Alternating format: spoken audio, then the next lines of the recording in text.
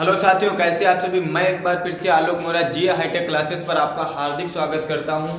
तो लगातार बने रहिए हमारे यूट्यूब चैनल जीए हाईटेक क्लासेस के साथ। और पूरे वीडियो पर अगर जो हमारा पूरा वीडियो देखते हैं, एंड तक बने रहते हैं, लास्ट तक अगर जो हमारे वीडियो पर बने रहते हैं, तो आप लोगों को आई होप आप लोगों को अच्छा वीडियो बिल्कुल समझ में आएगा। मैं आज बताऊंगा लेसन नंबर 2, ट्वेल्थ केमिस्ट्री जो हमारे पास होगी, लेसन नंबर 2 विलयन लेसन जो हमारे पास है, सॉल्यूशन।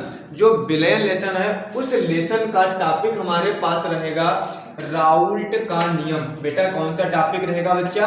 राउल्ट का नियम रहेगा हमारे पास, राउल्ट्स लॉ बेटा रहेगा, जिसकी खोज वैज्ञानिक राउल्ट ने 1877 बीसी में किया था। जिसकी खोज वैज्ञानिक राउल्ट ने 1877 ईस्वी में किया था। इन्होंने क्या बताया था? इन्होंने बताया था P0 माइनस PS अपान में P0 equal to small n अपान में small n plus capital N। इन्होंने ये बताया था P0 माइनस PS अपान में P0 equal to small n अपान में small n plus capital N। इसकी थोड़ा सा डिफिनेशन हम लिख लेते हैं। 1877 ईस्वी में वैज्ञानिक राउल्ट ने क्या किया था? एक अवनमन, आपेक्षिक अवनमन के आधार पर बहुत सारे विलयनों को लिया था और विलेय पदार्थ में घोला था। तन विलयन में उसको घोल लिया था। उसके आधार पर उन्होंने एक नियम दिया था, जिसे क्या कहते हैं हम? राउल्ट का नियम कहते हैं। तो इस नियम के अनुसार वाष्प दाब का आपेक्षिक अवनमन, ये बच्चा हमारे पास क्या है? वाष्प दाब का आपेक्षिक अवनमन। क्या है हमारे पास? वाष्प दाब का आपेक्षिक अवनमन हमारे पास, वाष्प दाब का आपेक्षिक अवनमन। ठीक है। विलयन में उपस्थित विलेय पदार्थ, ये विलयन में उपस्थित विलेय पदार्थ के मोलों की संख्या, इतनी बात मेरे दोस्तों समझ में आई। मोलों की संख्या तथा विलयन में उपस्थित कुल मोलों की संख्या तथा विलयन में उपस्थित कुल मोलों की संख्या बच्चा हमारे पास जो होती है, मोलों की संख्या का अनुपात, जो इनका अनुपात होता है वो उसके क्या होता है? बराबर होता है। क्या होता है? बराबर होता है बच्चा, बराबर इक्वल होता है। हमने क्या बताया कि वाष्प दाब का आपेक्षिक अवनमन विलयन में उपस्थित विलेय पदार्थ के मोलों की संख्या तथा विलयन में उपस्थित कुल मोलों की संख्या का अनुपात जो होता है वो एक दूसरे के क्या होता है? इक्वल होता है। क्या बताया? एक दूसरे के बच्चा इक्वल होता है। इतनी बात समझ में हमारी आई। इन्होंने क्या बताया था? फिर से एक बार मैं रिपीट कर रहा हूँ, आप लोग ध्यान से देखिएगा। आई होप बिल्कुल आप लोगों को समझ में ये नियम आएगा। इस नियम पे ये हमारा यूपी बोर्ड एग्जाम के लिए बहुत ही मोस्ट इम्पॉर्टेंट है। क्यों मोस्ट इम्पॉर्टेंट बच्चा है 2020, क्योंकि इस पर एक न्यूमेरिकल जरूर पूछा जाता है। अभी तक यूपी बोर्ड एग्जाम से कभी इसमें का न्यूमेरिकल बचा नहीं है बेटा, पूछा जरूर जाता है। आप अगर जो नहीं मानते तो आप आंसर उठा करके देख लीजिए। इस पर एक न्यूमेरिकल जरूर तुमको मिलेगा। ये मोस्ट इम्पॉर्टेंट टॉपिक है, इससे 2 नंबर का न्यूमेरिकल जरूर आप लोगों को मिलेगा। तो इतनी बात समझ में आई। क्या हमने बताया? वाष्प दाब का आपेक्षिक अवनमन विलयन में उपस्थित विलेय पदार्थ के मोलों की संख्या तथा उस विलयन में उपस्थित कुल मोलों की संख्या का अनुपात जो होता है बेटा बराबर होता है, देखो इक्वल का निशान लगा है तो वही हमारे पास क्या होता है, बराबर होता है। इतनी बात समझ में आई। अब देख लो जहां पे इन लोगों को कहते क्या है, इतनी बात देख लेते हैं हम क्या कहते हैं इन लोगों को। अच्छा एक चीज मान लो ये जो हमारे पास दिया है small N plus capital N को अगर जो हम टोटली कैपिटल एन मान लें तब हम क्या करते हैं, माना इसको बच्चे हम अगर जो इसको मान ले तब हमारे पास ये बन जाता है P0 माइनस PS अपान में P0 equal to small N अपान में कैपिटल एन। ये हमारे पास क्या हो जाता है, रूल हो जाता है, राउल्ट का नियम हो जाता है। इतनी बात समझ में आई। चलो देखो लिख लेना जहां बेटा जहां लिख लेना जो P0 हमारे पास होता है वो हमारे पास होता है शुद्ध विलायक का, शुद्ध मेरे दोस्तों शुद्ध विलायक का वाष्प दाब होता है हमारे पास, वाष्प दाब। इतनी बात समझ में हमने क्या बताया, जो हमारे पास P0 होगा वो शुद्ध विलायक का वाष्प दाब होगा।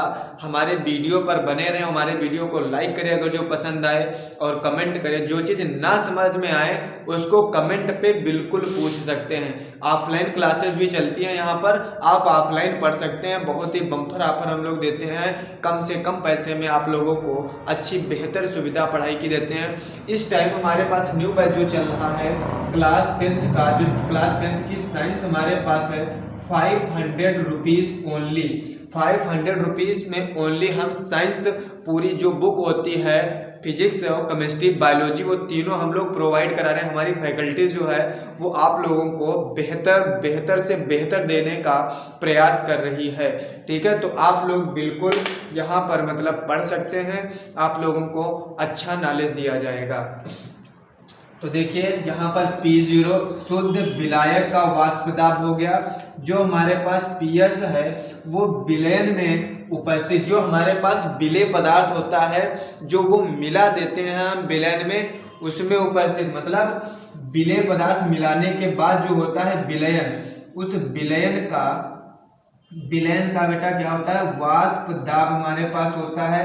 विलयन में जब विलेय पदार्थ मिला देंगे तब हमारे पास जो विलयन प्राप्त होगा उसका वाष्प दाब। इतनी बात समझ में आई, विलयन का वाष्प दाब। जो हमारे पास स्मॉल एन होता है वो हमारे पास होता है विलेय के मोलों की संख्या, विलेय के मोलों की संख्या हमारे पास होती है। और जो हमारे पास कैपिटल एन होता है वो हमारे पास होता है विलायक के मोलों की संख्या, विलायक के मोलों की संख्या होती है। इतनी बात समझ में आई।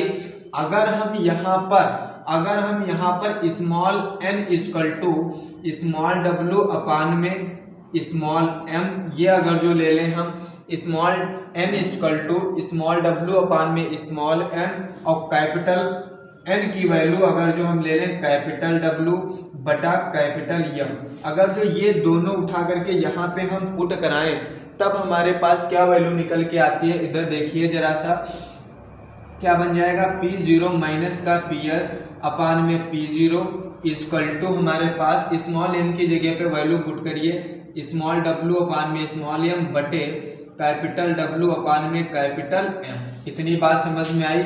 ये स्मॉल हो गया, स्मॉल m इतना समझ लीजिएगा।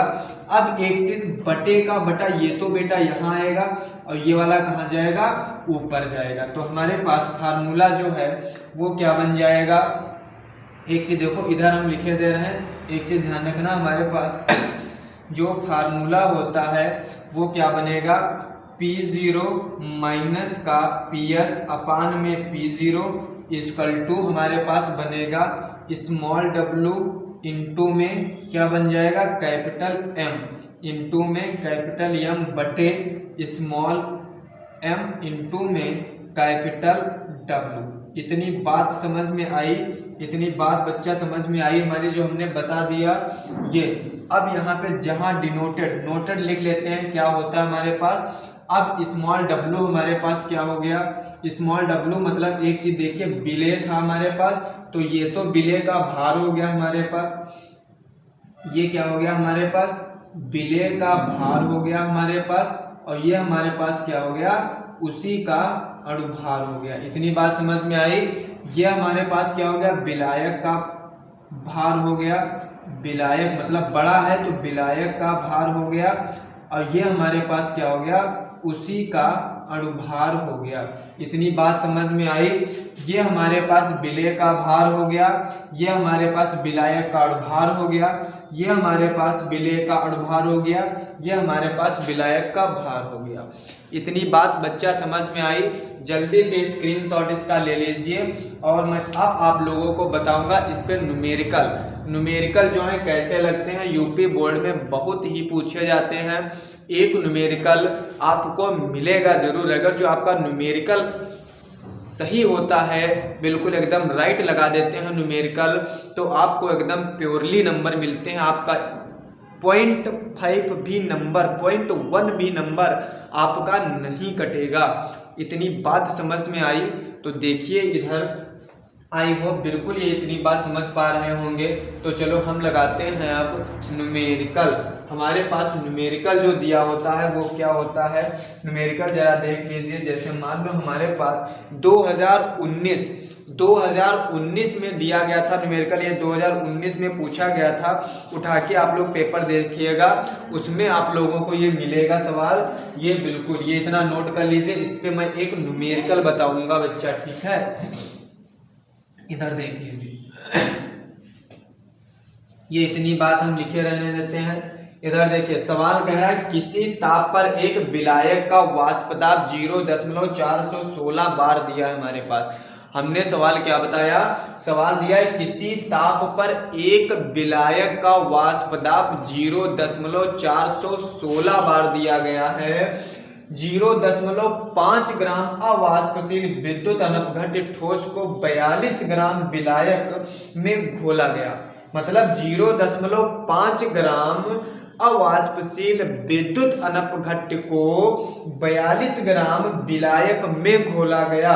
प्राप्त विलयन का वाष्प दाब 0.414 दिया गया है। बार पाया गया। ठोस के मोलर द्रव्यमान की गणना कीजिए।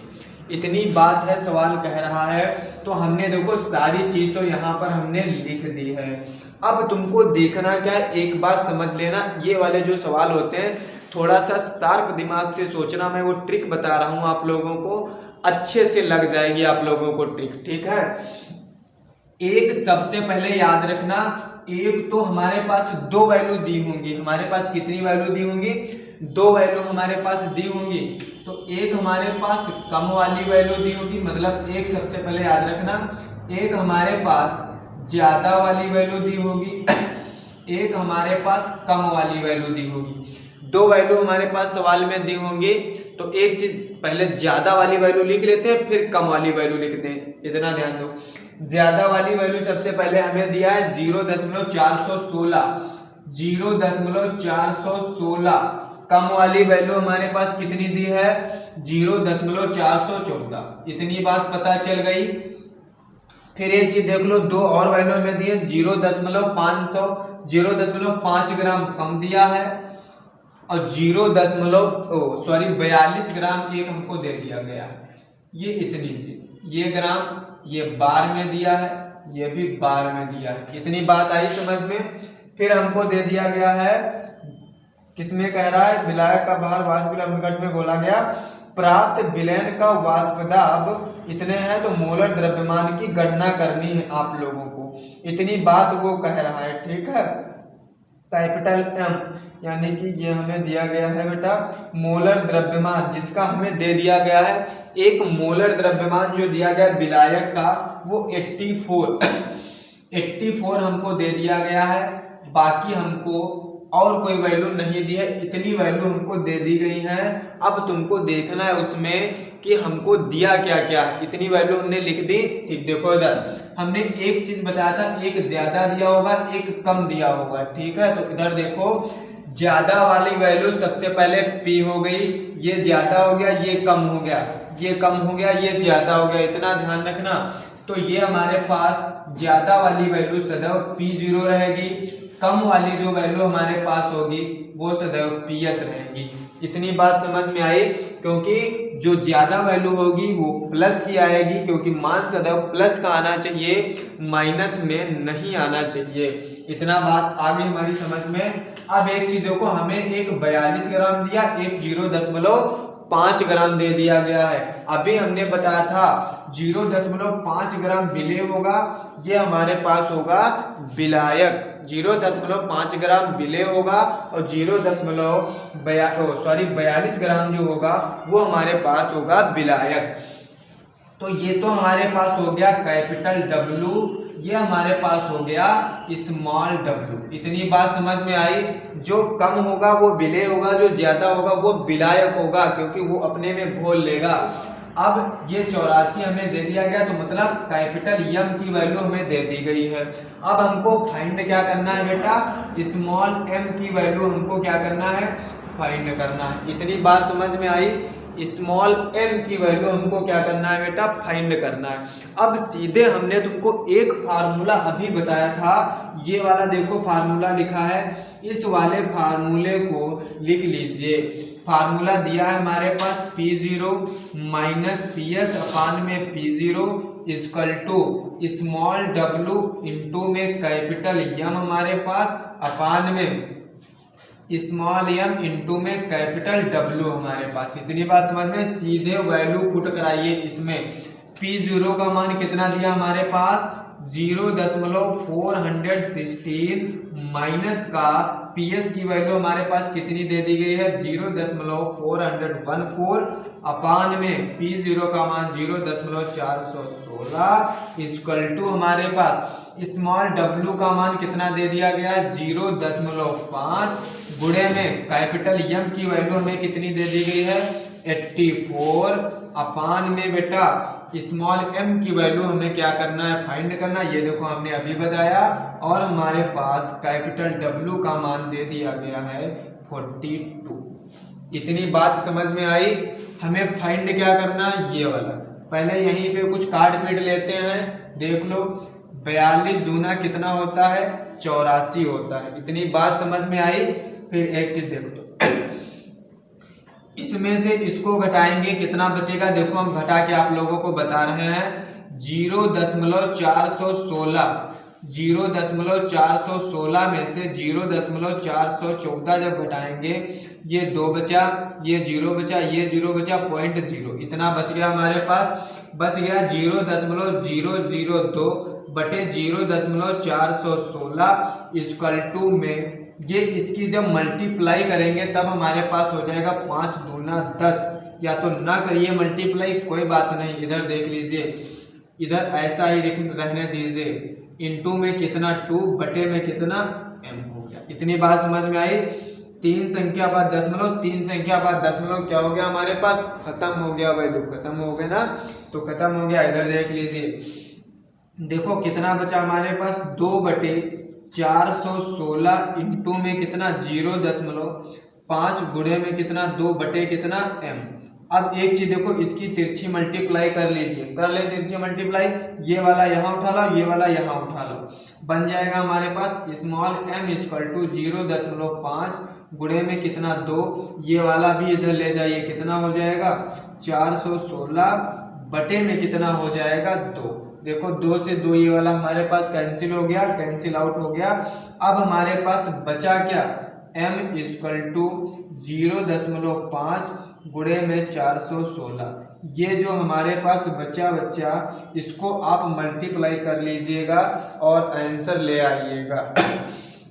इसकी मल्टीप्लाई कर लेना, आंसर हमारे पास बच्चा आ जाएगा। जो m की वैल्यू हमारे पास है वो आ जाएगा 208 ग्राम मोल इनवर्स बच्चा आ जाएगा हमारे पास। ये हमारे पास क्या हो गया, आंसर हो गया। इतनी बात समझ में आई। इस टाइप से न्यूमेरिकल लगता है, इस टाइप से क्या लगता है, न्यूमेरिकल लगता है इस टाइप से। तो एक मैं आप लोगों को घर के लिए न्यूमेरिकल दूंगा, वो आप लोग बिल्कुल करके लाइएगा। जो देखो हमारे पास न्यूमेरिकल होगा जो किसी ताप पर शुद्ध बेंजीन का वाष्पताप 0.850 बार है, 0.5 ग्राम अवाष्पशील विद्युत अनपघट ठोस को 39 ग्राम बेंजीन में घोला गया, प्राप्त विलयन का वाष्पताप 0.845 है, तो मोलर द्रव्यमान क्या होगा? ठोस का मोलर द्रव्यमान तुमको बताना है। ये घर से तुमको लगा के लाना पड़ेगा। लगातार बने रहिए हमारे YouTube चैनल जीए हाईटेक क्लासेस के साथ और शेयर कर दीजिए और कमेंट करें। अगर जो हमारा ये जितना ये हमने बताया है आज, ये यूपी बोर्ड 2022 के लिए मोस्ट इम्पॉर्टेंट रहेगा टॉपिक। जो राउल्ट का नियम है, इस पे 100% अब की बार न्यूमेरिकल बोर्ड जरूर पूछेगा। इतना तो आप श्योरली, ये मेरा एक्सपीरियंस बोल रहा है बच्चा, क्योंकि जो ये समथिंग 7-8 साल का एक्सपीरियंस जो हमारा है वो बोल रहा है बच्चा। इतना ध्यान रखिएगा, ठीक है, क्योंकि 7-8 सालों में हमने देख लिया है यूपी बोर्ड क्या क्या पूछता है। ठीक है, आप लोग बिल्कुल मन से पढ़िएगा, लगातार पढ़ते रहें हमारे YouTube चैनल जीए हाईटेक क्लासेस के साथ। जय हिंद, जय भारत।